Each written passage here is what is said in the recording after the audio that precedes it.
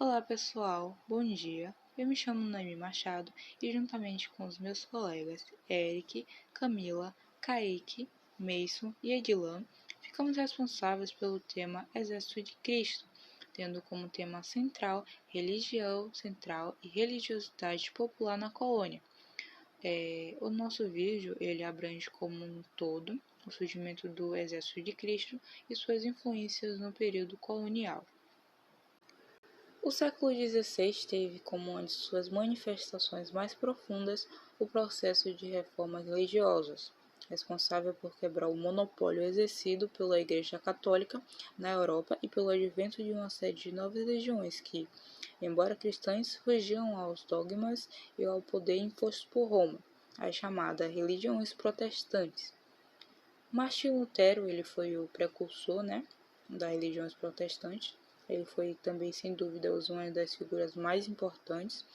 Ele reuniu informações contra a Igreja Católica, 95 teses contra infrações da Igreja Católica. Entre elas, era a venda de indulgência, que nada mais é que a remissão parcial ou total do castigo temporal imputado a alguém por conta dos seus pecados.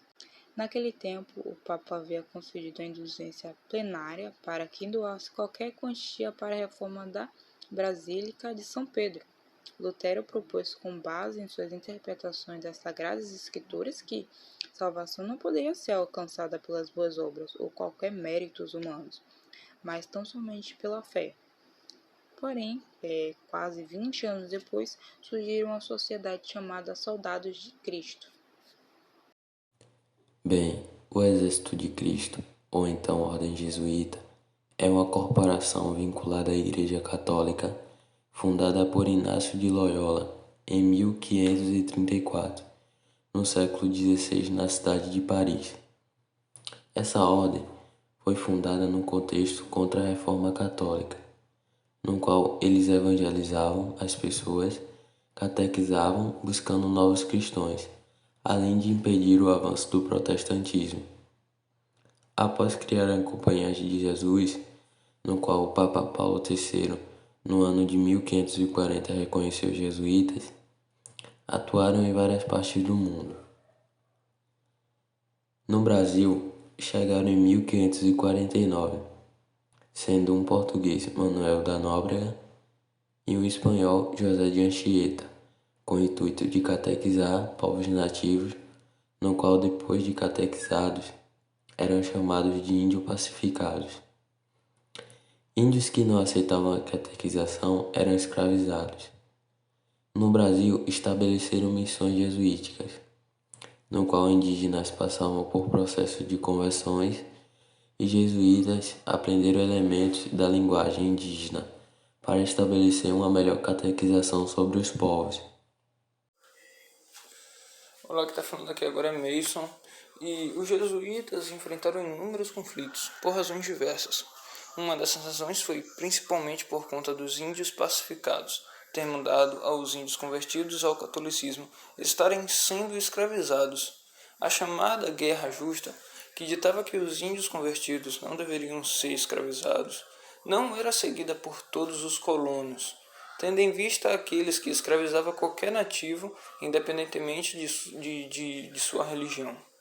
Continuando esses conflitos, tiveram também guerras guaraníticas, ou guerras dos sete povos, situadas nas regiões sul do Brasil, como uma forma de os jesuítas protegerem os índios catequizados contra a escravidão dos mesmos. Eles pegavam os que ficavam no litoral e levavam para o sul. Os guaranis e os jesuítas, e os portugueses e os espanhóis entraram em conflito com o Tratado de Madrid, com o intuito de se aproveitar e escravizar aqueles índios para a mineração de metais preciosos. Os índios e os jesuítas eram obrigados a saírem daquela região. E com a não aceitação desse pedido, eles geraram uma série de conflitos que ao fim só foram resolvidos com a expulsão dos jesuítas do Brasil pelo primeiro-ministro Marquês de Pombal. Bom dia, aqui quem fala é Kaique.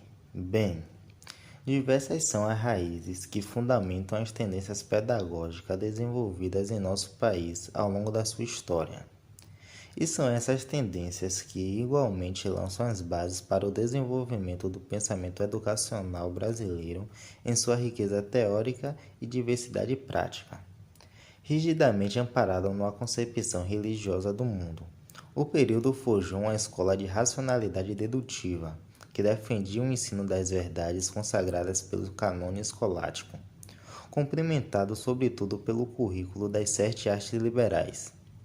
Bem, como algumas atividades práticas, era o caso do trabalho educativo do religioso da Companhia de Jesus, que por aqui apontaram em 1549 e largaram um caráter próprio à forma de educar e ao modo de pensar a organização do processo educacional como um todo. Sustentada na hierarquia, a organização educativa forjou uma relação amparada na autoridade de que detinha o conhecimento e na valorização da tradição do instrumento de manutenção da ordem, como era concebida pela Igreja. E não poderia ser diferente, uma vez de que, como afirma Paiva, no século XVI, o pensar era fundamentalmente religioso. Oi, meu nome é Camila e... Em sua obra 2012, página 137, Paiva afirma que no século XVI o pensar era fundamentalmente religioso. E prevaleceu por muito tempo entre os estudiosos a interpretação de que os jesuítas resistiram aos ventos da modernidade, reforçando as ideias próprias da Idade Média e colocando-se à frente da Contra-Reforma.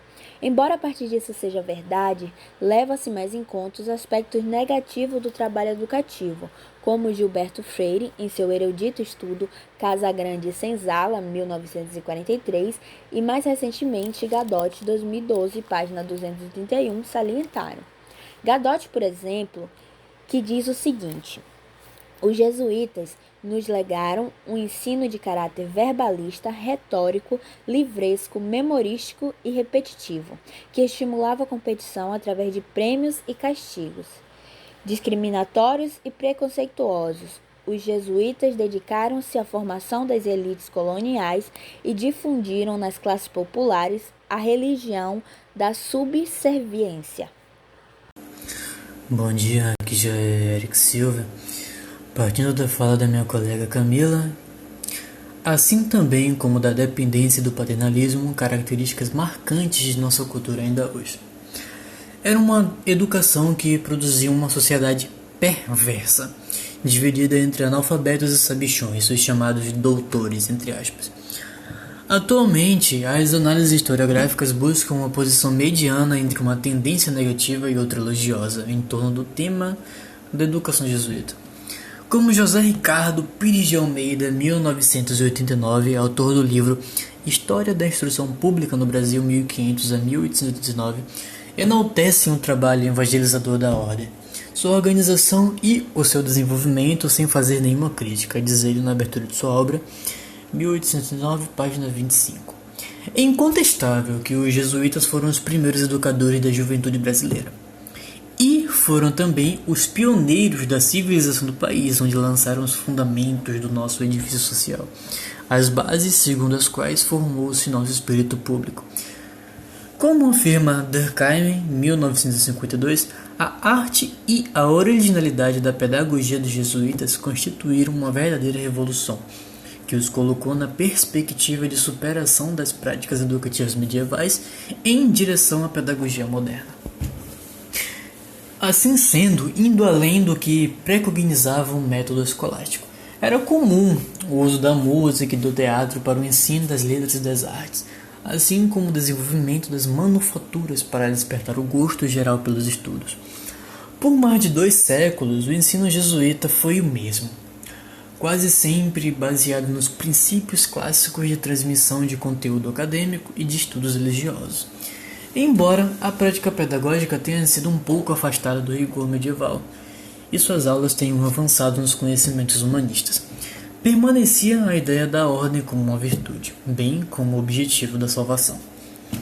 Porém, também amparado na perspectiva tomista, o ensino da ordem defendia que, tendo os homens uma tendência natural para o intelecto, como defendia o pensamento escolástico fortemente amparado na filosofia aristotélica, O esforço da filosofia deveria apontar para a promoção das relações entre as virtudes morais, as estéticas e as intelectuais, a fim de conduzir uma natureza humana ao desenvolvimento conjunto do corpo e da alma.